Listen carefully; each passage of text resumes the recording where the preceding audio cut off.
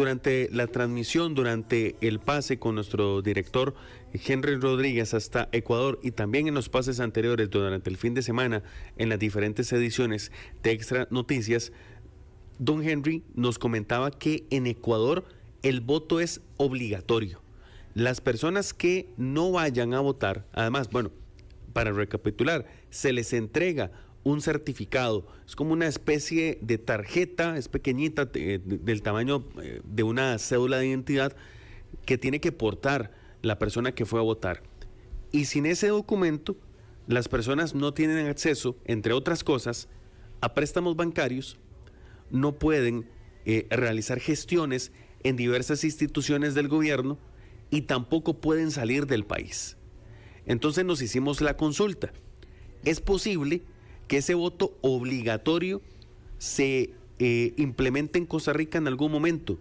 Y la pregunta nace por todo el tema, todo el contexto político que hay actualmente. La gente está como muy resfriada hacia los políticos. Hace unos días conversaba con algunas personas y me decían que la campaña electoral no ha empezado y ya están asqueados de todo el tema político. Y apenas estamos a 11 de febrero. Don Rubén, gracias por acompañarnos, bienvenido. Es un placer estar aquí nuevamente, como siempre. Muchas gracias. Don Rubén, pues la consulta principal es esa. ¿Es posible que en Costa Rica se pueda implementar el voto obligatorio? Bueno, usted es muy joven y no lo sabe, pero en Costa Rica existió hasta el 11, hasta la campaña del 53, en que entró en vigor el 11 de diciembre del 52 el código electoral que fue derogado en el 2019. Hasta ese entonces existía una sanción por el no voto y era terrible. Inclusive yo recuerdo las cédulas de entonces, eran un libretito de 2 páginas verdes que tenía la foto, el nombre, el número de la cédula, y además tenía 2 campos para decir si se votó o no votó, y entonces servía para 2 elecciones, porque la cédula tenía una validez de 10 años, entonces en el largo de esos 10 años cabía la posibilidad de que votara 2 veces. Uh-huh. ¿Y qué ocurría con los que no votaban? Con los que no votaban, por ejemplo, no le entregaban documentos en el correo, lo cual eso no tenía mayor incidencia porque prácticamente en esa época existían los carteros que iban casa por casa, entonces muy raro había que ir a retirar algo al correo. Tampoco se le permitía cambiar cheques en los bancos del Sistema Bancario Nacional, pero tampoco eso tenía mucha incidencia porque la gente común y corriente no tenía cuentas bancarias, y la gente que tenía cuentas bancarias era gente que normalmente votaba. Y también existía, la única que sí tenía un peso efectivo era que no se podía otorgar ante notario ningún acto público en el cual la persona no hubiera votado en la elección anterior, es decir, el notario tenía que darse con vista de la cédula de identidad que la persona que compareciente había votado en la elección anterior.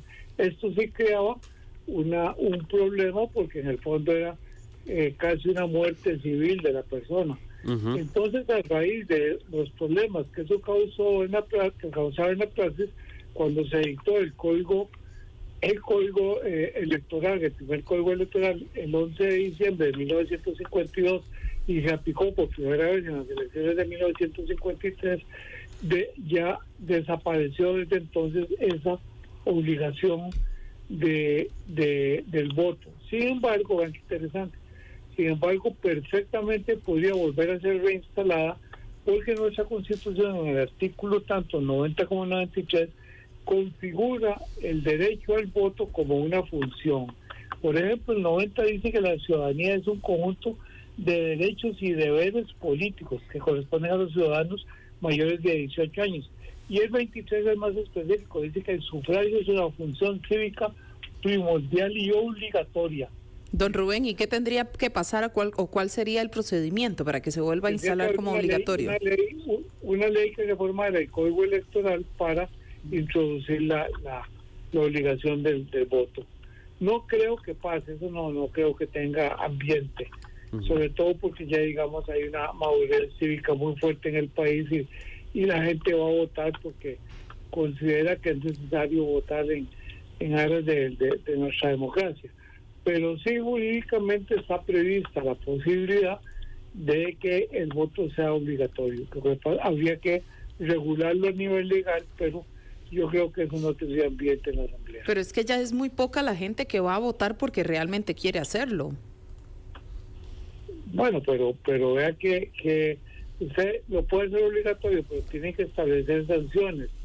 ¿Y qué tipo de sanciones serían disuasivas? Las únicas son como las que existían anteriormente, pero posiblemente la sala diría que esas sanciones violan el principio de proporcionalidad de la sanción, que son excesivas. Entonces al final podría quedarse con una mera multa multa como cualquier infracción y entonces sería pagar cualquier cosa y entonces no tendría, digamos, el efecto de compeler las personas para ir a votar. La única forma de compeler a las personas para ir a votar sería que la sanción fuera muy fuerte, que lo afecte en su vida diaria. Por ejemplo, eso de que no pueda hacer ningún acto ante un notario, por ejemplo, o ninguna solicitud de crédito, cosas de ese tipo. Pero no creo que los señores diputados estén dispuestos a eso, porque en el fondo lo que querían es una gran entrabazón en el sistema económico del país. Ahora, don Rubén, buenos días. Tenemos ya en nuestro país acumulado desde hace varios periodos electorales atrás un porcentaje de abstencionismo bastante grande. Por un lado, uno podría pensar que el hecho de que sea obligatorio el voto puede reducir ese porcentaje, pero por el otro serían también que podría aumentarnos el lado de votos nulos, sobre todo ante la gran cantidad de candidatos que estamos viendo, que la gente no logra identificarse ya con nadie en específico. Desde luego que eso podría pasar, y lo que pasa es que yo creo que vea que el abstencionismo ha aumentado en las últimas 3 elecciones.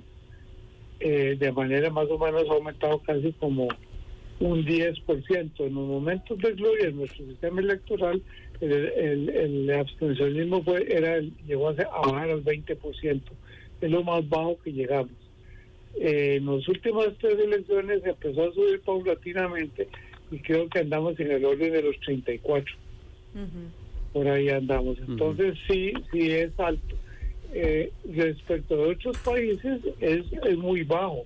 Por ejemplo, si usted toma el abstencionismo en Estados Unidos, para no ir muy largo, Estados Unidos vota solo como el 45% de la gente, y en muchos países de Europa ocurre lo mismo, de manera que no es solo un fenómeno aplicable solo en Costa Rica, sino prácticamente en todos los países del mundo. Entonces, don Rubén, que existe la obligación. Sí, esa debe ser mi pregunta. Si además de Ecuador hay algún otro país acá en Latinoamérica o en alguna otra parte que implemente el voto obligatorio.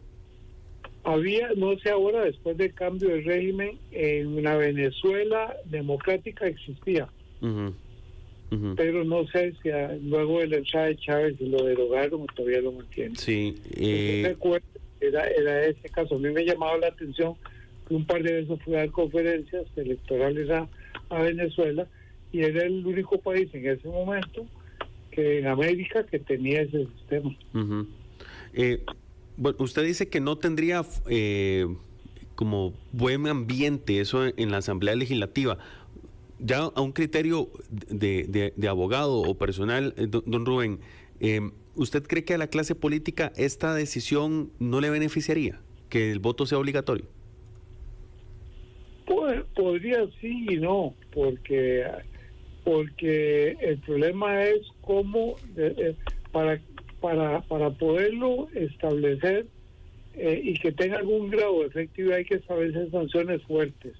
Si establecen la obligatoriedad y no hay sanciones fuertes, no va a pasar nada. Y si establecen sanciones fuertes, es muy posible que cuando vaya en consulta a la Sala Constitucional diga que es inconstitucional por violación del principio de proporcionalidad en materia de sanciones. Entonces yo creo que sería un poco, no tendría mayor efecto. Además, creo que ya desde el punto de vista democrático, el alentar que la gente vaya a votar es un tema de educación cívica, de educación política. Y si estamos estableciendo sanciones, estamos renunciando a ejercer la educación ciudadana. Y me parece que eso sería muy grave, porque eso sí atentaría contra la democracia, porque si abandonamos la educación cívica, definitivamente vamos a tener ciudadanos que no saben por qué votan, ni por qué votan, ni para qué votan. Bueno, precisamente, don Rubén, a eso que usted está apuntando, don Henry, nuestro director que está allá en Ecuador con el tema de las elecciones, nos contaba del testimonio que le dio un taxista. Él le decía, iban hablando en el camino y le preguntaba, ¿usted fue a votar? Sí, yo fui a votar, pero no sé por quién voté. Yo lo que ocupaba era nada más el certificado, porque si no, se me complica mucho la vida. Entonces, don Rubén, el tema del voto obligatorio también vendría a ser un golpe a la democratización de ese voto, por lo que le entiendo. Sí, para mí sí, porque en realidad la gente iría a votar, muchos de los que van por el miedo a la sanción, y ese no sería un voto como debe serlo, un voto, digamos, pensado y racional, que va a votar por el mejor interés del país, sino que inclusive se prestaría para que le compren el voto. Exactamente. La gente vaya simplemente, y le pagan para que vote y lo asusten, le damos tanto, se va a votar, y así se evita la sanción. Entonces yo creo que sería perjudicial, yo creo que eso ya quedó superado. Sí. Don Rubén, muchas gracias por habernos acompañado y por siempre ilustrarnos en estos temas que son propios de un abogado y que nosotros realmente pues buscamos para asesorarnos y para que la gente también tenga la información clara. Con mucho gusto, estamos al lado.